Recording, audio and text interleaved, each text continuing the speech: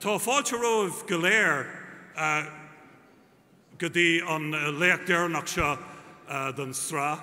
I certainly hope, and I'm speaking now directly to my friends and colleagues in Teagasc, I certainly hope this isn't the last of the series. I hope there will be very many series to follow. It's been really striking, very, very striking over the past couple of years that we've had extraordinary contributions from a large number of people from abroad, experts, the world's leading experts on the subject of food security. But they weren't strangers. That was really what was so striking about it. They were all of them people with close associations with Teagasc through Teagasc's involvement with international agencies around the world. So it's been a unique opportunity to showcase Ireland's commitment to international issues of profound significance to the planet and the survival of our species. And I certainly hope that over the coming years, Teagasc will convene further meetings on other subjects. And I can think of immediately off the top of my head half a dozen other subjects, international subjects, that would be very suitable for such a series. So just to explain to you the way we're going to proceed today, we will initially get a summary of what we've heard so far, and then we'll hear from our keynote speaker. Now, I don't really want to delay at all in presenting to you the first speaker of the evening, the director of Teagasc. Jerry, please.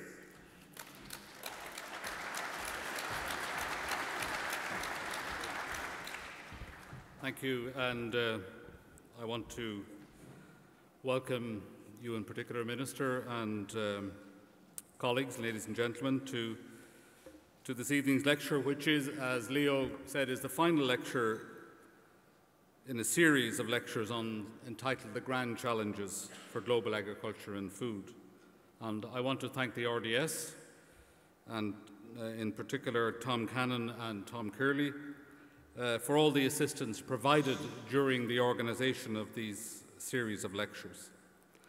It would be remiss of me also if I didn't thank my own colleagues, and again, in particular, I'd like to single out Lance O'Brien and Frank O'Mara for their vision, first of all, in conceiving this series, but also the endeavour that has gone into organising the series thus far. And of course, Leo, yourself, done an excellent job as MC. Those of you who were here on the very first night will recall we had, I suppose, a crisis situation for any organisers of lectures. Our guest speaker couldn't turn up, and Leo managed, I don't know how you did it, Leo, still, you managed to put on an excellent video show. We had a panel discussion, and I get at the end of the meeting, I think some people were really surprised that the guest speaker wasn't there at all, so a lot of that credit goes to you. Thank you very much. Anyway, I've been assigned a specific task to present some of the highlights from my perspective of the 5 lectures we've heard so far. And I think it'll provide a context for the Minister's contribution later on, and indeed for the panel discussion as well. Don't worry, I'm under strict instructions from my colleagues and Leo. I'm not going to go on at length. I hope I won't anyway. I'm sure I'll be stopped if I try to. I'm not going to give a summary. I'm just going to give a personal response to the lectures. If we can have the first slide there, please. Is the first slide available? Anyway, I'll proceed without it then. The first lecture was to be presented by John Beddington, who is former chief scientist to the UK government. And Beddington really is synonymous with the person who came up with the term the perfect storm, which summarises really well the the whole theme of this lecture series. And essentially, I think this slide summarizes the situation as Beddington saw it, and these, as many still see the situation. Basically, by 2050, because of the possible 9 billion population in the world, it's anticipated that food demand will have to increase by 50%. That will require substantial consumption of energy, estimated by 2030 of the order of 50%, and also huge additional consumption of water resources globally of the order of 30%. So the challenge then is, or the grand challenges, are clearly to feed the increasing population with diminished natural resources of both energy and water, and to do that in the context of climate change. So that's the perfect storm.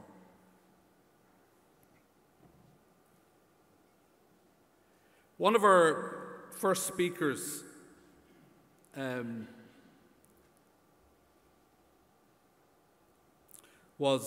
one of the earlier speakers rather, was Dominic van der Mensbrugge of the FAO.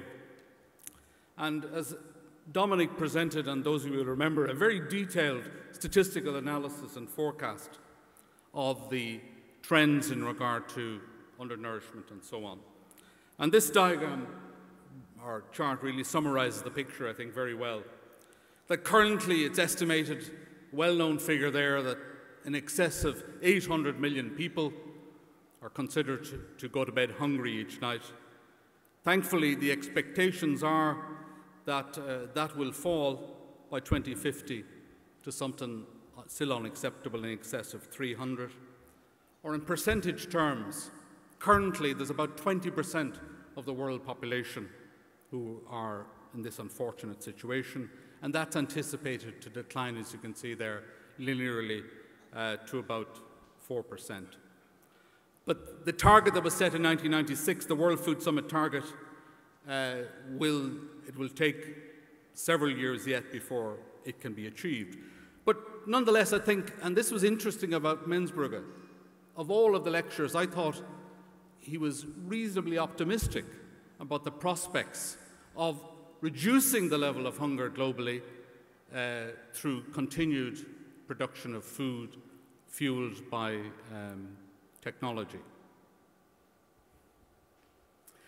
Schengen Fan, who's the Director General of IFPRI, the International Food Organization, part of the CGR structure, he looked at this issue and basically came up with, I think, which is a most graphic way of presenting the dilemma in regard to food security, that over 50 countries in the world have either serious alarming or extremely alarming levels of hunger. The darker colours there on the chart summarize that challenge.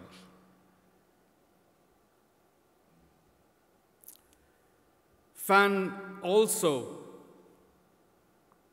recognized the significant problem of what's called hidden hunger. And the estimate from IFPRI is that over 2 billion people suffer from this affliction, basically the prevalence of micronutrient deficiencies. And again, you can see in the darker areas the countries and regions of the world where this particular problem is most serious. And this has raised tremendous challenge, not alone to produce more food, but also to produce more food which addresses the micronutrient deficiencies. In other words, the quality of food is of concern.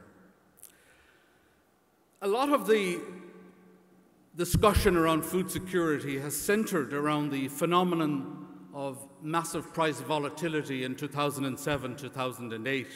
And this was the topic, or one of the topics, that was the focus indeed of the last lecture by Maximine Torero of CGR. And again, we're familiar with this kind of a chart where we have these price spikes, and this led to significant challenges in terms of adjustment, and Torero focused indeed on the appropriate policy interventions. But interestingly enough, when Torero examined this issue more closely, and he looked at the periods of excessive volatility, I think the message is reasonably positive. That while we did, of course, experience excessive volatility in the 2007 and 8 period, since then there's been substantial attenuation in volatility, and I thought that was a positive outcome. I guess going back to Mensbrugge, and of course it's natural that we in Teagasc would be interested in the potential of technology to address the challenges. And here Mensbrugge was very positive in identifying that the closing of the yield gaps, and he identifies 16 staple crops there, could yield at close to a 60% increase in calories produced. And you can see there again the areas that are white and the darker areas on the map. They're the areas where the biggest potential gain is to be got from the application of technology. So again, I think that was a pretty positive message. And I thought Mensbrugge summarized this quite well. He said that rather than the attitude that this is going to be a challenge that can overwhelm us, he was very positive about the achievement by 2050 of sufficient food production. And in the same theme, Charles Godfrey of Oxford Martin, the Oxford Martin programme, he focused in on sustainable intensification. And he identified, and I think most of us here would agree with this, these scenarios or these areas where there is potential to increase production. The first point is, in the past, innovation has worked. We do know that yields have slowed, and there's lots of reasons we're investigating for that. But nonetheless, the positive experience of the Green Revolution and experiences in Brazil and China, in particular in recent times, have shown this to be the case. Research, he argued, needs to be refocused around emphasis on old-fashioned resource inefficiency, you might say, to tackle externalities, and to focus on the needs of the poorest and smallholders. Clearly, there are time lags, and this is a real problem in dealing with food security while research has to be bedded in. There is a need for public and private investment, and of course there are huge public acceptance challenges around some of the technologies. The priorities, as Godfrey would see them, are of course the tremendous potential that exists with modern biotechnology, including GM, and especially in Africa. Not alone to tackle the productivity challenge, but also to tackle micronutrient deficiencies. And I was very pleased to see Godfrey focusing in on what he called the Cinderella subjects that have been somewhat neglected in recent years, such as agronomy and basic soil science. Particularly the challenges around degradation of soils in tropical areas and in salinification also. He sees tremendous opportunities for the application of precision agriculture, not just in the high-tech environments that we're all familiar with, but I thought what was really interesting in his presentation was the emphasis on the application of precision agriculture in low-tech context. There is tremendous opportunity to use ICT, not alone in developed countries, but in underdeveloping countries, to address challenges around efficiency and resilience. And indeed, some of the most exciting applications of ICT are to be found in developing countries. An example is Kenya. So there are my perception or assessment of the 5 lectures so far, hopefully in a relatively short period of time. I mean, I'd leave you with this thought. I remember when I was studying economics in UCD quite a long time ago now, and the late Paddy Lynch, some of you might know here, know of Paddy Lynch. Paddy Lynch was talking about the Club of Rome. I see Aidan O'Driscoll will remember this quite well. We were in the same class together. And it was an apocryphal type of story that was being presented. And sometimes today, in today's world, we hear the same kind of issue emerging in debates. But what I liked about the presentations, all of them, while there was an acknowledgement of the enormous challenges, there was also an acknowledgement that mankind also has the solutions if we can deploy them appropriately. Thank you very much. So, before I hand back to Leo, I just want to say that it's a great honour to have the Minister with us this evening. When we came to deciding who would present the final lecture in the series, I think it's fair to say among my colleagues there was no contest.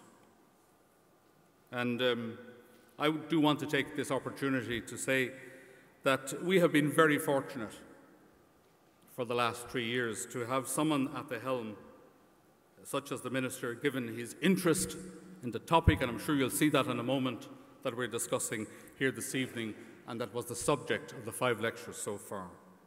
So we're delighted, Minister, that you were able to accept the invitation, and I'm now going to ask Leo to make the formal introduction. Thank you.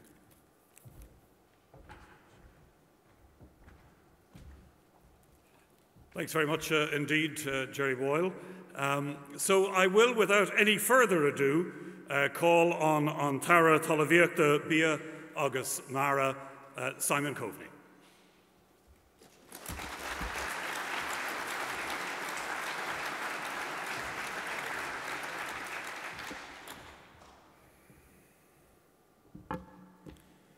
Thank you, Leo. Oh, good. Guests from Teagasc, from the RDS, from my department, I would have thought you'd heard enough from me today already, and others who've taken the time to be here for the final lecture in a series of fascinating talks in a really historic venue like this one. And I'm somewhat humbled when I look at the others who have spoken and shared their wisdom. 2 of them are doctors, 2 of them are professors, and the other is a senior economist. And so now you have a mere politician trying to sum up at the end. But I was particularly pleased to be asked to speak on this topic when Jerry asked me if I would. This is a topic that I have to say I have grown passionate about in my last 3 years in the job that I'm privileged to hold at the moment. And I really wanted to use the opportunity to set the record straight on a number of things in terms of this government's and this country's commitment to some of the challenges that I would regard as global challenges, the likes of which perhaps we haven't seen before. And I think that Ireland's role in terms of finding answers through innovation, through change, through a new generation that have a new outlook on many of the challenges that we will be talking about this evening, we will help to find solutions from an Irish perspective in terms of what we can do here with the natural resources that we have available to us, but also, more importantly than that, we will be able to transfer some of that thinking and technology and innovation to other parts of the world to help them do the same. Last night I had the privilege of having dinner with John Wilson. He is the chairman of Fonterra. Fonterra, he reminded me last night, by 2020 will be exporting 20 billion New Zealand dollars worth of dairy product onto world markets.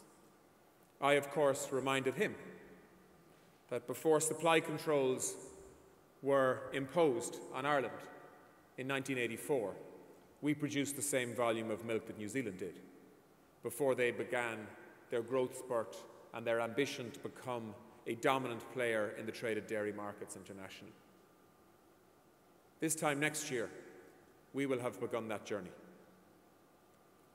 Our journey will be a different one to New Zealand's, because we have different challenges. In 1984, the debates and the discussions around real sustainability were not as intense or as focused or as targeted as they are now, unfortunately.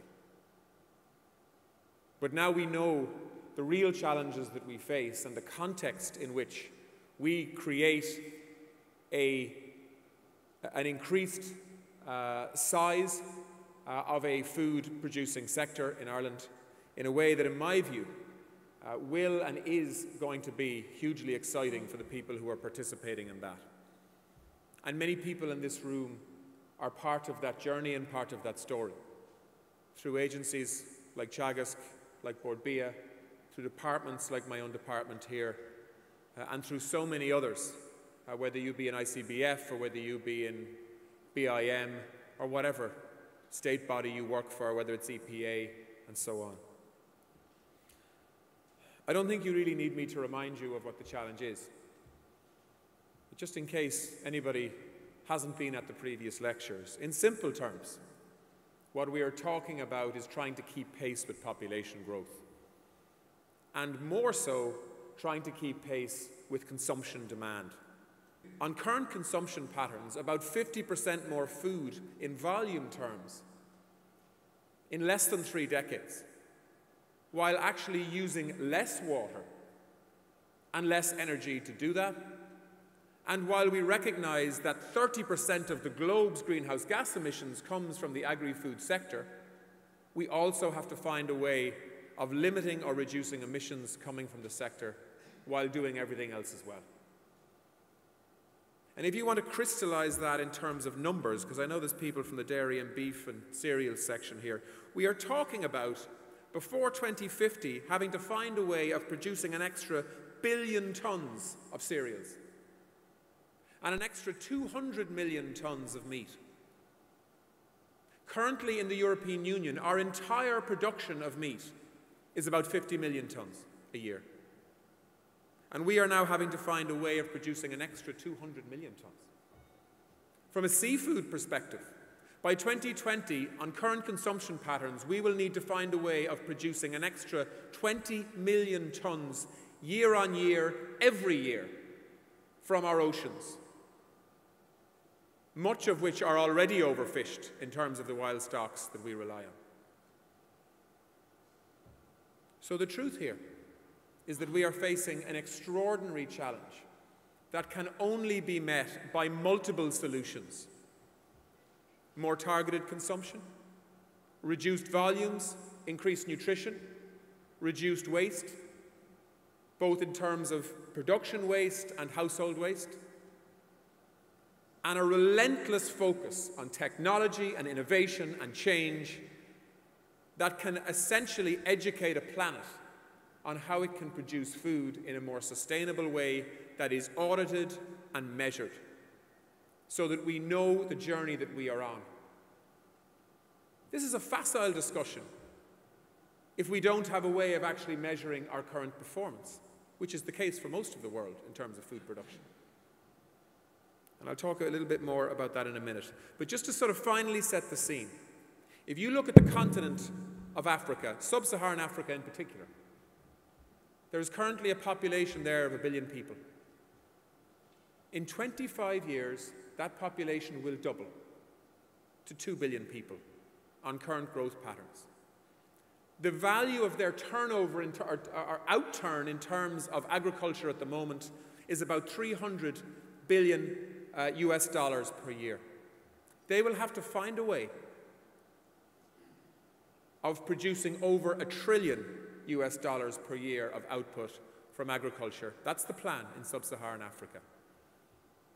And in my view, it's simply not possible without radical change in terms of how that challenge is going to be met. And so when people talk about Ireland and our ambitions around the Food Harvest 2020 growth plan and so on, they talk about it sometimes in what I would regard as sort of genuine ignorance, as if Ireland is proposing to feed the world and that's somehow our response towards global food security and climate change. That's not what we're at. Ireland will always be, in relative terms, a small player. But what we are doing from a business proposition point of view is providing premium, high-quality, high-value food all over the world to consumers who want to pay more for a product that is a little bit better. But the real contribution we make towards a global challenge in Ireland is actually creating the know-how and the innovation so that we can spark and lead projects in other parts of the world through the companies that have grown out of Ireland over the last 20 and 30 and 2 and 3 years to actually show how it can be done. And we can also give leadership on international fora in terms of how that can be done. Let me start by, in terms of policy, by talking a little bit about Ireland's role in the last 2 to 3 years in terms of European policy in this area, because we are fundamentally changing direction as a continent, thank God, given the challenges that are before us. The CAP is moving away from the kind of artificial protectionism of the past. When we introduced supply controls, understandably at the time, to try and keep farmers in business. We simply could not compete with other parts of the world in terms of the cost of production, and so we created an artificial market within the European Union, keeping imports out and limiting production through quota systems so that we would create artificial demand and therefore increase price of dairy product, but also sugar product and others. We didn't do it for beef, actually, but that is as it is. In this round, for the next 6 years, we are setting a new direction for European food production, which is focused on a global opportunity and a global challenge, as opposed to a European challenge on its own. And that is what must happen.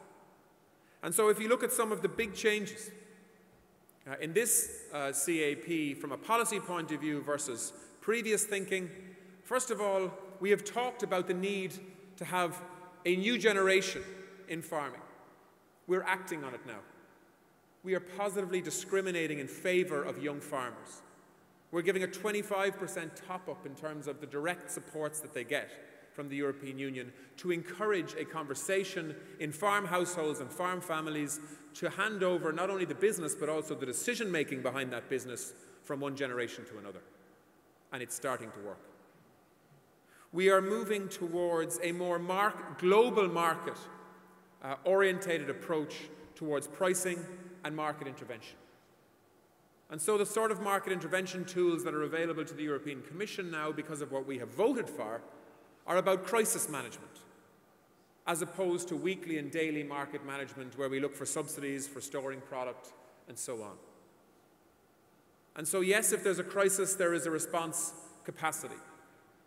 But we are trying to move towards a global pricing that is based on global demand for product. And that is why we are moving away from supply controls, and dairy quotas will be abolished by next March. Sugar quotas will be abolished by September 2015, and in other product as well. We are looking to create trade relationships with other parts of the world that, yes, have some risk, but also have extraordinary opportunity for food production systems that are competitive and efficient in the European Union, and in particular in this country, because we are well placed to operate in that environment. And of course, for the first time in the CAP, we are actually directly linking payments to farmers with a guarantee around a basic benchmark of sustainability in terms of how food is produced. And so we have what's called the greening of the CAP. Now, many NGOs, some of whom are probably well represented in this room, will say this didn't go far enough. But can I say, what this is about is not providing the perfect solution on sustainability, and I'll talk about our domestic policies later on that.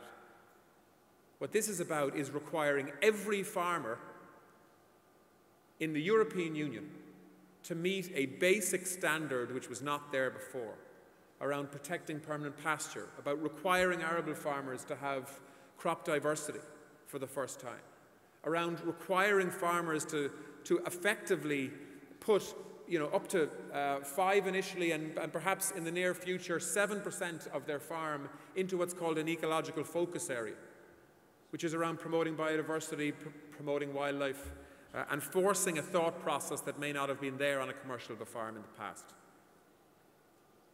These are fundamental changes to the way in which we were acting in the past. And of course, under what's called Pillar 2 payments, under our Rural Development Programme, we are focusing on innovation.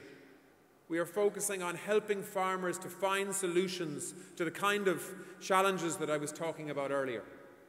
We are going to grant aid farmers to actually inject slurry into the ground rather than spray it into the air, which has been the standard practice in the past. We are going to pay arable farmers to actually have one-pass systems instead of ploughing and harrowing land that releases carbon into the environment. We are going to grant aid arable farmers to actually have organic slurry storage facilities on arable farms so that they can buy and take organic manure and slurry from livestock farms and use it when it is the right time to use it, as opposed to when they can get it, which is the case at the moment. We are going to spend 53 million euros a year on the suckler beef sector, promoting what's called a beef genomics and data transfer scheme, to be the first country in the world, and this is a climate change measure, first and foremost, even though I know a lot of the beef farmers in this room mightn't agree with that. This is a climate change measure. We are going to be the first country in the world to actually have a DNA or genomic database for our entire suckler beef herd. And we are going to require farmers to give us the data and to give us the DNA so that we can put that together in the ICBF. And the reason for that is so we can give information back to farmers that can allow them to breed more effectively, so that they have animals that will grow faster, build muscle mass quicker, so that we can slaughter them earlier, so that we can reduce the greenhouse gas emissions or the methane emissions that come from them, and that we can move from what is already a very strong position in terms of our emissions intensity of our beef and dairy industries to an even better place. And we're doing a whole series and raft of other things in terms of farm modernisation, doubling the funds, in fact more than doubling the funds for the organic farming sector, as well as doing other sustainability, social sustainability issues, like giving top-up payments to farmers that are farming on islands in difficult conditions and so on. Again, for sustainability reasons, to keep livestock on land so that it doesn't grow out of control, as it will on many of the hillsides if we don't have proper grazing management and so on. So the CAP is about smart green growth at a European level, which directly mirrors what actually we're trying to do in national policy also. And the Common Fisheries Policy was an even more radical change.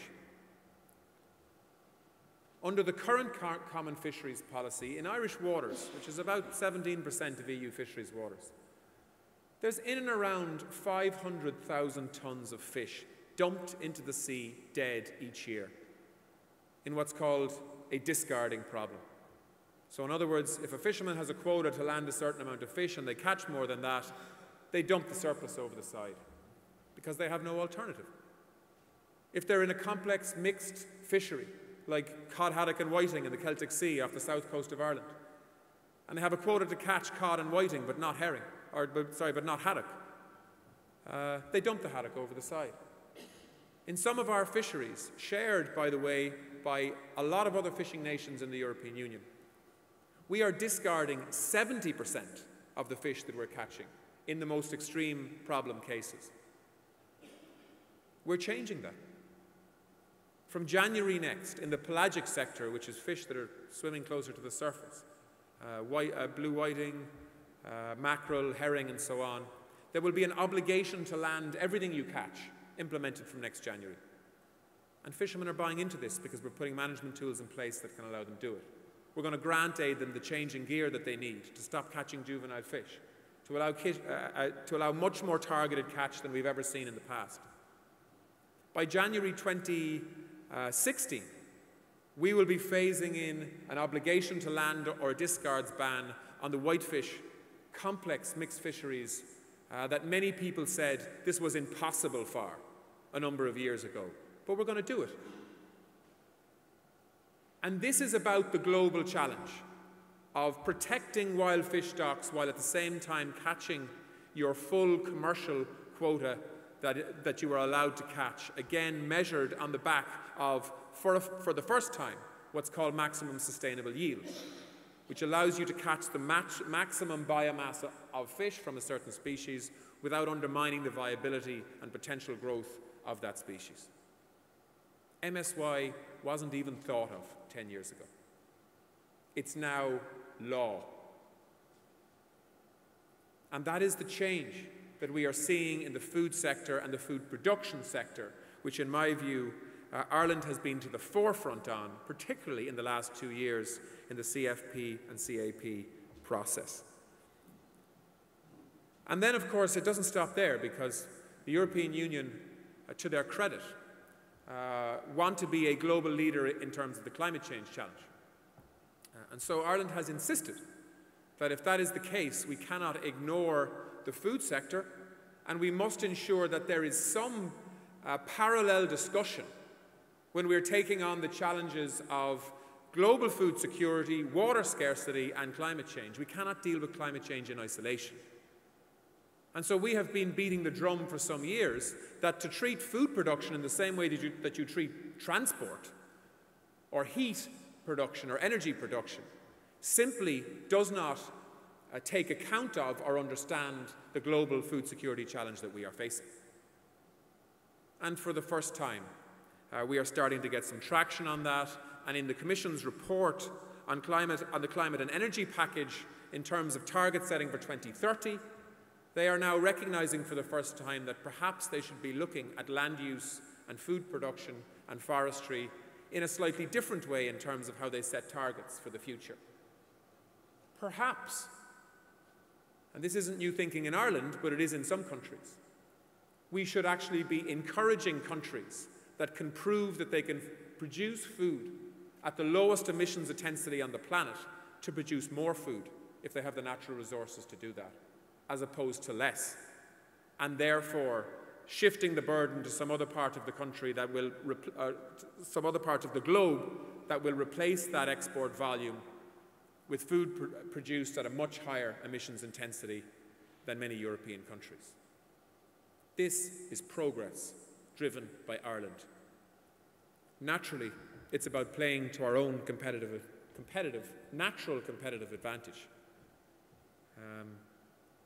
And I just want to talk a little bit now about what we're doing here on this little island that I hope can inspire other parts of the world and other populations in the world. To their credit, the last government put in place a policy direction for the food industry, largely written by the food industry, but very strongly supported by the last government and all of the arms of the state and most universities in Ireland in terms of academia. That was called Food Harvest 2020. What it did was essentially build a business growth plan, which was about smart green growth, and it set targets that Ireland could and should achieve by the year 2020. But not only did it do that, but it set out a roadmap to get us there. And that's what's really exciting about the Food Harvest Plan. I chair the implementation group for that Food Harvest Plan, and we meet at a minimum every second month. And we look at all the links in the chain in terms of the targets that are set as regards whether they're being met or whether they're under pressure or whether we can predict that they're going to be under pressure in the not too distant future. From farmer to processor to factory to added value to export to new markets and everybody along that supply chain needs to have a voice and needs to be part of the story, because if any link breaks, we have a problem. We have a commercial and business problem, but we also have a credibility problem in terms of meeting the targets, which in simple terms are about producing a third more food at 40% more value, in simple terms. Now you can break it up sector by sector. For dairy, it's 50% growth. For beef, it's a different set of measurement, but each sector has its own targets and has its own plan to get there. In fact, in the beef, despite the difficulty we've had in the last 6 months around beef pricing, we effectively have already met our 2020 target that was originally set out in the Food Harvest Plan on beef, in terms of the increased value of beef exports. But that is academic, essentially, because we have recalibrated the targets to reflect the new opportunities and realities that we have. So that's the background. And I think regardless of who's in government in a few years' time, Food Harvest will live on because it's been a great focal point and success for our industry, whether you're an artisan food producer in Kerry, and I see one here, or whether you're a commercial dairy farmer that is planning to grow and double in size, or whether you're a seafood processor, or whether you're working for the Irish Dairy Board announcing an $80 million investment in Wisconsin and Minnesota last week. You are operating to a global, or to a national growth plan for the food industry that, in my view, has given the kind of focus that no other sector has, actually, in terms of a roadmap for action and growth and expansion and so on. But layered on top of that, we are doing multiple other things. And I am rightly asked the question on a regular basis, how do you square Ireland's international climate change commitments with a plan to increase the volume of dairy or the volume of food by 30 or 50% in the next 5 years? How do you square the global challenges that are there in terms of the need for guarantees around sustainability, the need to protect biodiversity, the need to manage natural resources in a way that doesn't destroy them, with increasing the output at the kind of pace that we're planning to increase that output at? And I think the industry has also focused on this question, anticipating that in the future, we will simply not be able to sell Irish food internationally solely on the back of the image of a green island, washed by fresh rain coming in from the Atlantic and surrounded by some of the cleanest waters in the world.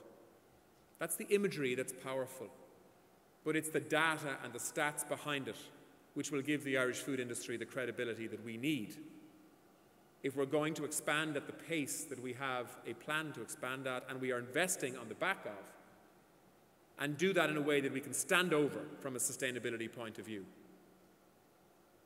And that's where the Origin Green project comes in.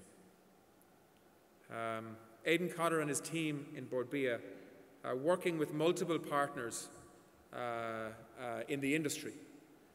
Spent about 2 years trying to find a way of distinguishing Irish food production, food and drink production, from other parts of the world in terms of our competitors. What is special about Ireland? Is there anything special about Ireland? Can we do anything that will make us special? And what actions are those that are consistent with some of the global challenges that, whether we like it or not, we are confronted with?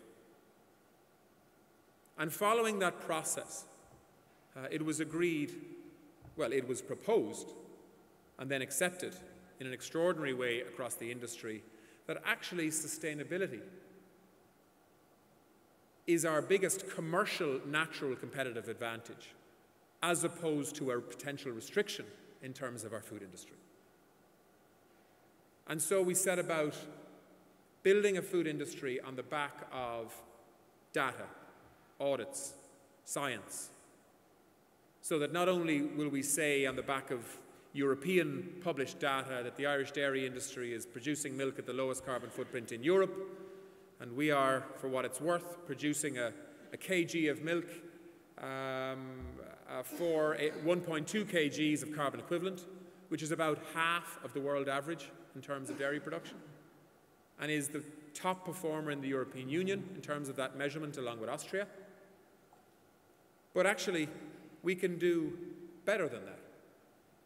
But the place to start is to start measuring. And so what we have done now is, on 43,000 beef farms in Ireland, we now have a carbon calculator. We are measuring the emissions from those herds and those animals, which, when you talk about this when you're outside of Ireland, they just find it hard to get their head around it. The fact that Irish farmers have welcomed auditors onto their farms to actually measure and benchmark the performance of those herds in terms of the emissions that come from them is an extraordinary credit to the primary food producer in Ireland.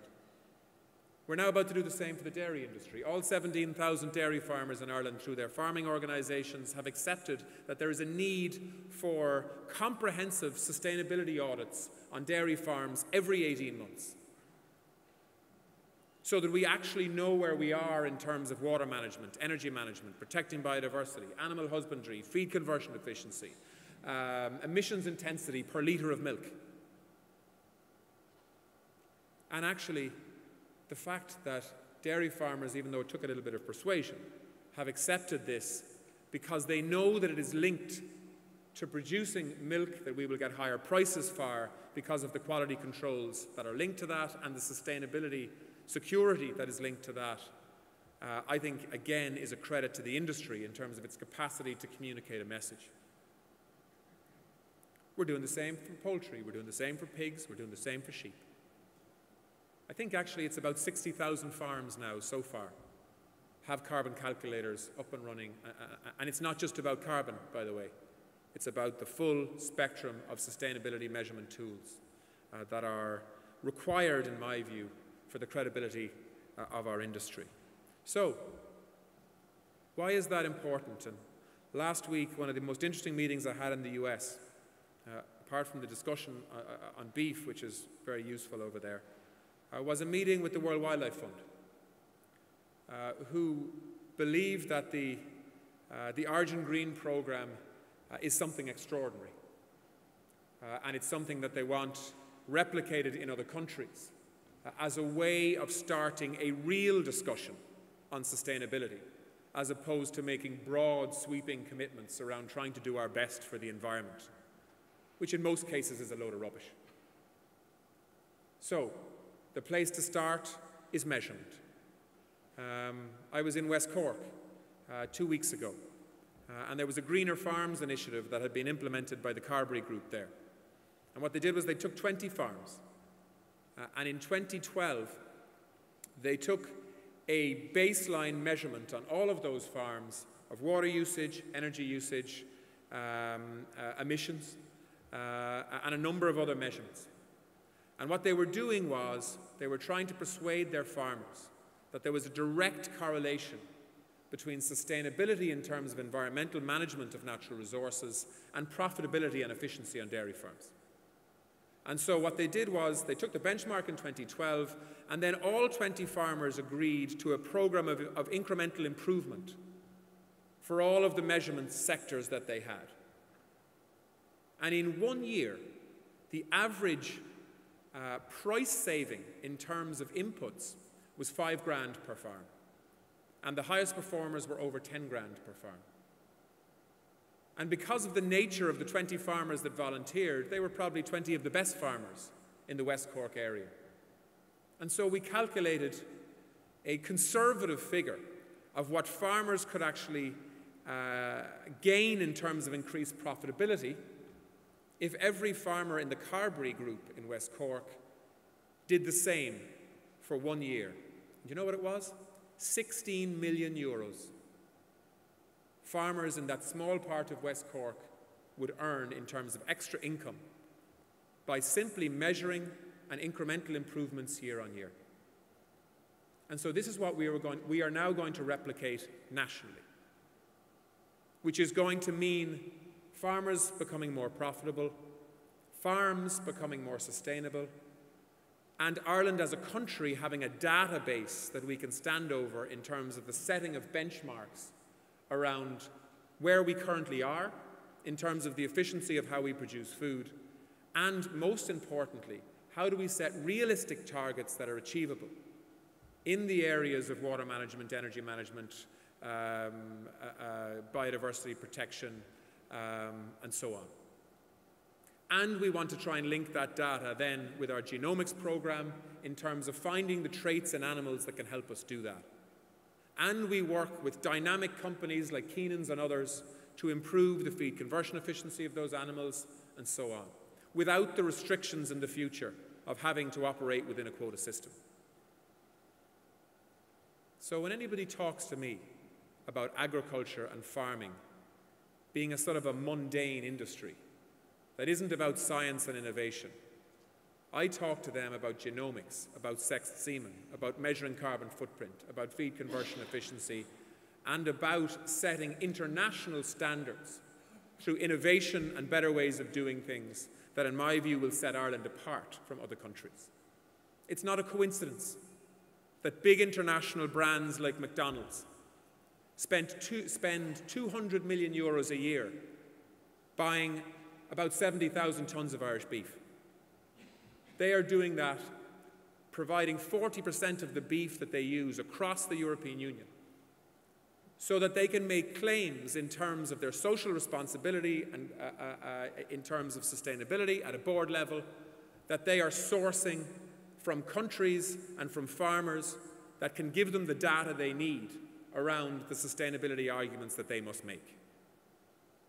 And that is the connection between providing premium product that people are willing to pay a higher price for because it's in higher demand, and the sustainability story that we have a moral obligation to implement anyway in terms of some of the global challenges that we face. So, my hope and aspiration for the Irish food sector is that we will surpass the targets that we have set for ourselves in food harvest in all sectors, and I believe we will. That's a pretty bold statement, but I believe we will. We have some fantastic people leading this effort. And we, most importantly, have a fantastic new generation of young graduates coming in to actually want to show the way forward. When I went to agricultural college in Gurteen, in County Tipperary, I think there was about 700 young men primarily in agricultural college in Ireland in Teagasc-led courses. During the middle of the boom back in about 2006, I think it was about 600. We were talking about closing colleges all over the country. Now that figure is 1,600. And many of them, unfortunately, have to go to the UK because of problems in terms of space. And Jerry has me pestered in terms of the need for more staff, in terms of providing more human resources to actually train up and inspire a new generation of farmer in Ireland. If you look at universities in Ireland, and I see UCD represented here, there are multiple courses now in food nutrition, human nutrition, dairy nutrition, sports nutrition, and there are more women than men going into these courses. We see international companies now like Glanbia, or like Kerry Group, I should say, building their global food innovation centre in Ireland now.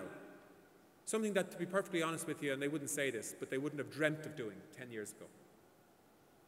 Because the quality of the graduate and the level of ambition now at a university and research level in Ireland is like it has never been before.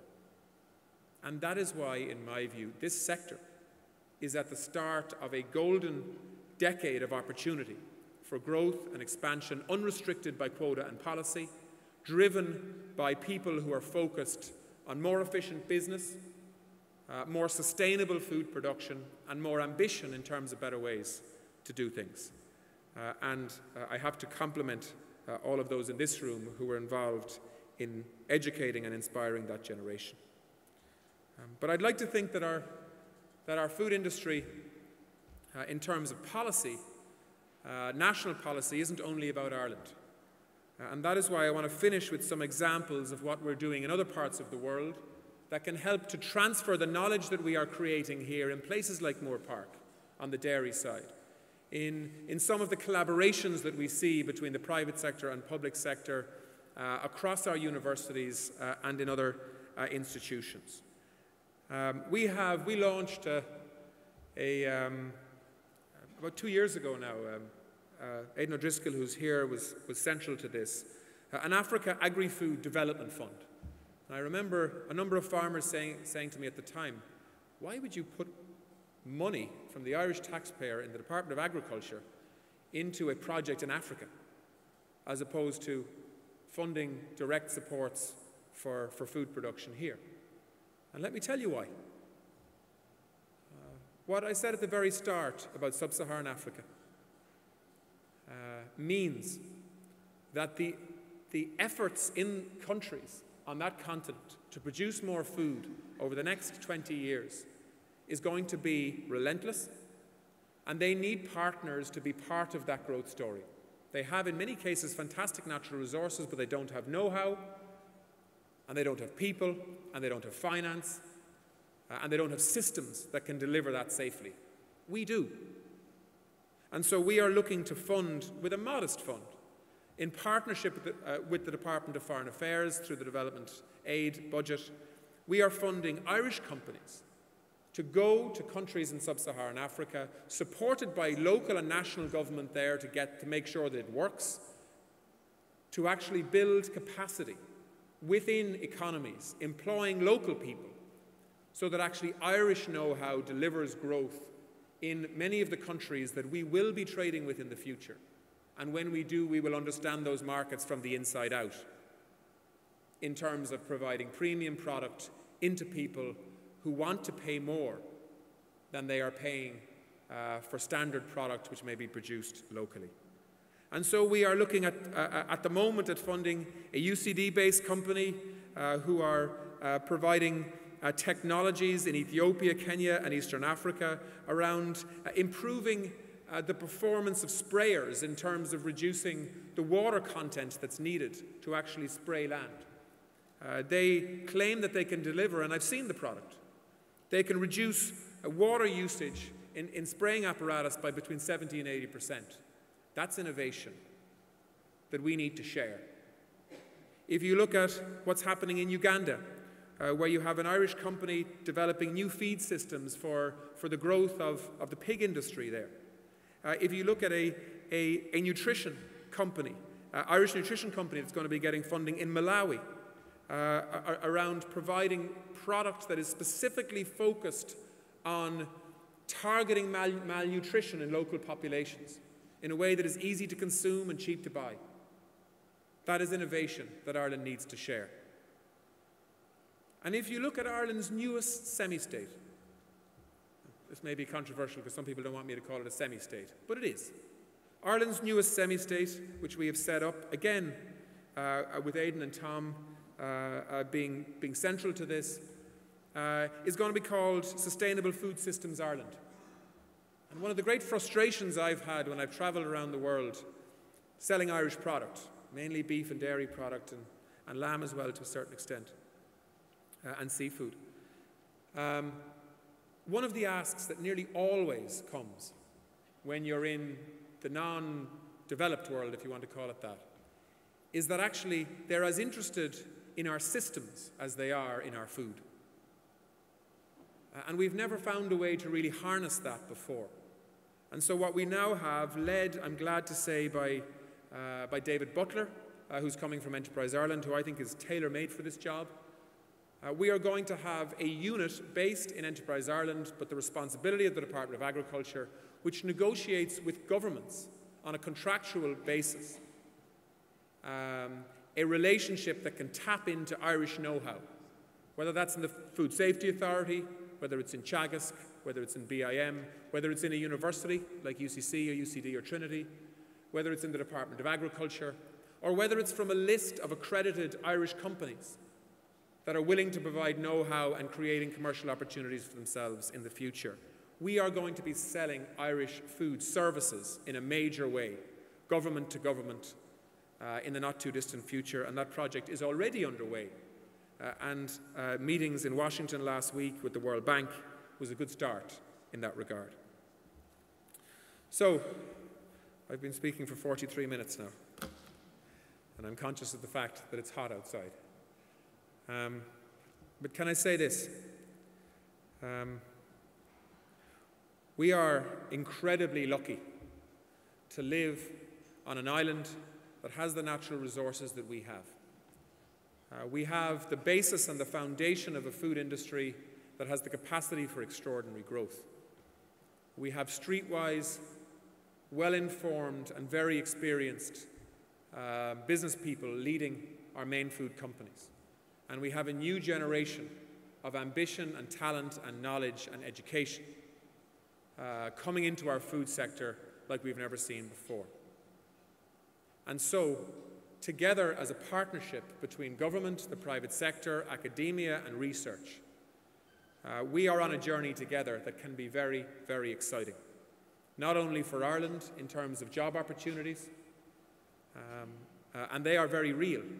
You know, if you're talking about the increase in the dairy herd over the next 5 years, you're roughly talking about an extra 300,000 milking cows.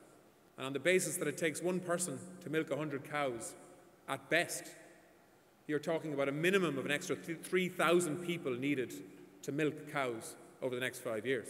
Minimum. Never mind the extra job creation opportunities in the transportation and the storage and the processing and the packaging and the adding value to all of that product. And that's just dairy.